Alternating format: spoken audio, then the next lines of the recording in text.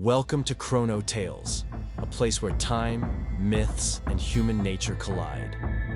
Here we dive into the forgotten corners of history, the minds of killers, the secrets behind strange events, and the stories too dark to be told anywhere else.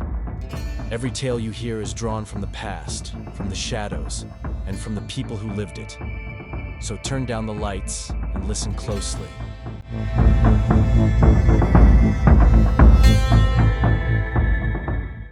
David Hahn was born on October 30th, 1976, in the quiet suburbs of Michigan. From the very start, his life was split in two. His parents divorced when he was barely able to walk, and suddenly, David's world was divided between two homes. One moment he was with his mother, the next with his father, carrying a small suitcase of clothes, toys, and the weight of adaptation. For most children, such a life is confusing, even traumatic. For David, it was the backdrop of a mind that would soon stretch beyond the ordinary. Life, however, has a strange way of nudging people toward destiny. David's parents, in an effort to encourage their son, gave him a gift that would unknowingly shape the trajectory of his entire life. A 1960s chemistry book. The Golden Book of Chemistry Experiments. At first glance, it seemed innocent enough. Pages of colorful illustrations, simple instructions for home experiments, the promise of discovery and fun. Yet hidden within those pages was a portal into a world far more dangerous than anyone could have imagined. By the age of 6, David was captivated. He would sit for hours on the living room floor, flipping through pages, eyes wide with fascination, imagining the reactions, the glowing liquids, the bubbling concoctions. There were no videos, no teachers, no safety protocols to guide him. Only curiosity, imagination, and the thrill of discovery. His parents could scarcely have predicted that this book, a seemingly simple gift, would become the keystone of an obsession that would carry him through adolescence and into perilous genius. By 7, David had begun small experiments.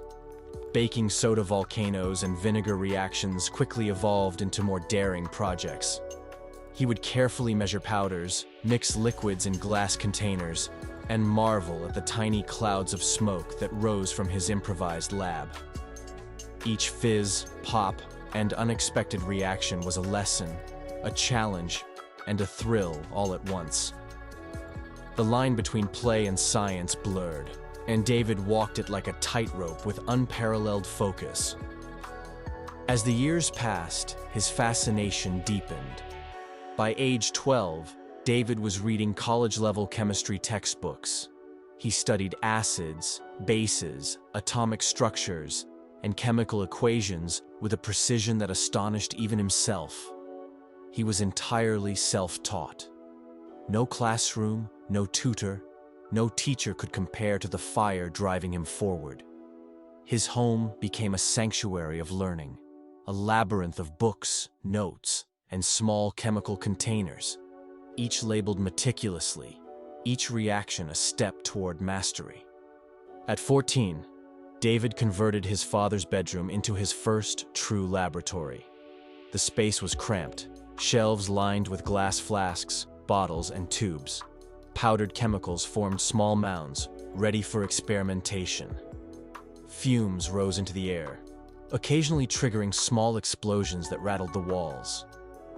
His father, a man of quiet patience and distant pride, largely ignored these events, believing in his son's self-driven education. But there was a limit.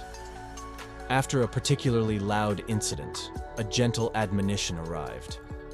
Perhaps the basement would be a better place for your experiments. David, far more interested in privacy than paternal guidance, eagerly relocated. The basement was dim, isolated, and perfect for a young mind hungry for exploration. Over the next 2 years, David's experiments escalated. At 14, he synthesized nitroglycerin, a highly unstable explosive. The sheer audacity of this act is almost unimaginable. A child, working alone, had created one of the most dangerous chemical compounds known to humankind. Most would have been terrified.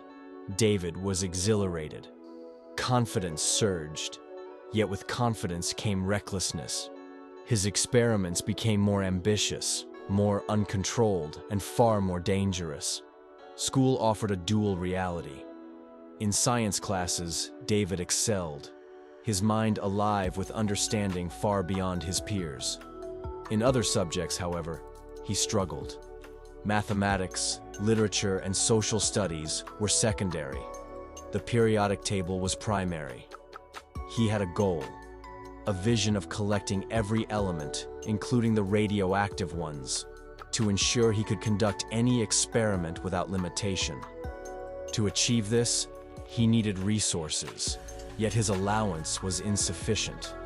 David took jobs at grocery stores and fast food restaurants, collecting enough money to fund his growing obsession.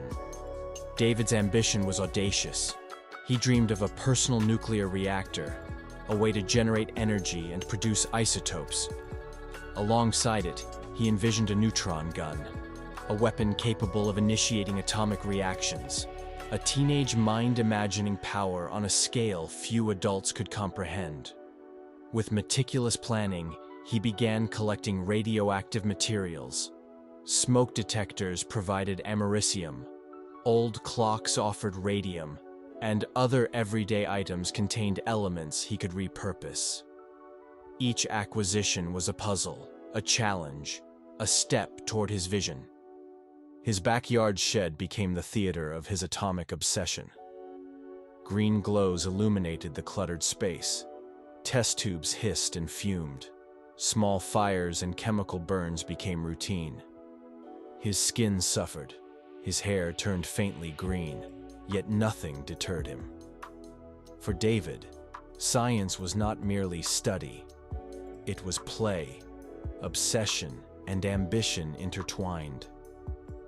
Despite the dangers, David persisted. He refined thorium, experimented with uranium, and constructed a crude nuclear reactor in the privacy of his shed. The Geiger counter frequently spiked, alarms metaphorical and real, but he pressed forward. Each success fueled the next experiment. Failure was a lesson, danger a motivator. In the mid-1980s, his actions began attracting attention.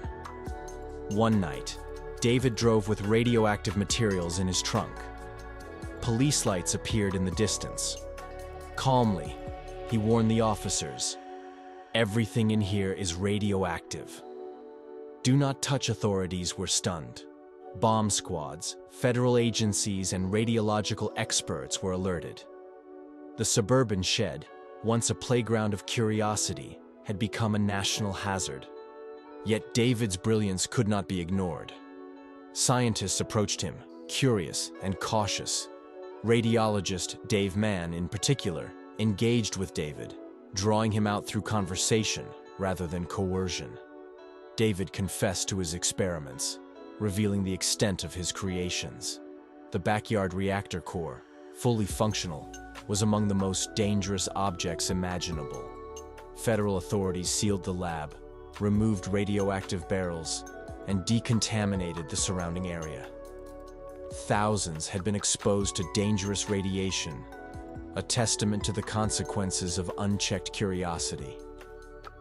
David faced legal repercussions, multiple arrests, and public scrutiny. But he continued to pursue science, exploring chemical reactions with the same fervor that had defined his adolescence. Attempts to guide him towards safer experimentation were largely ignored.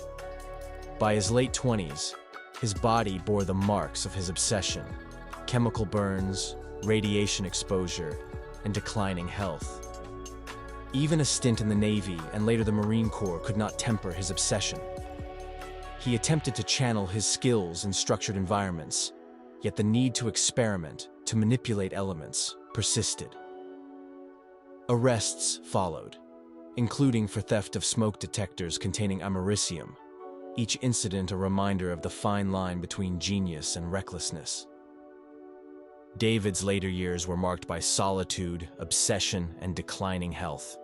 By age 39, he succumbed to complications arising from years of chemical and radioactive exposure. A brilliant mind, lost to ambition, obsession, and the invisible dangers of the elements he so loved. What if David had been guided differently? What if his curiosity had been nurtured safely, channeled through proper education, and mentored by responsible adults? Perhaps the world might have witnessed a brilliant chemist, a revolutionary mind in atomic science. Instead, we are left with a cautionary tale. The story of a boy whose genius and obsession collided, producing wonder and tragedy in equal measure. David Hahn's story is not simply one of science gone wrong. It is a story of childhood fascination, of a mind unbound by rules, of a quest for knowledge that knew no limits. It is the story of a boy who dreamed not just of experiments, but of bending the very fabric of matter to his will. It is a story that warns, fascinates, and haunts in equal measure. The radioactive Boy Scout is remembered, not just for his experiments, but for the enduring human story of curiosity, ambition, and the price we sometimes pay for reaching too far. This is Chrono Tales, and as always we remind you, history often hides its lessons in the shadows. Stay curious, stay cautious, and remember, the past is always watching.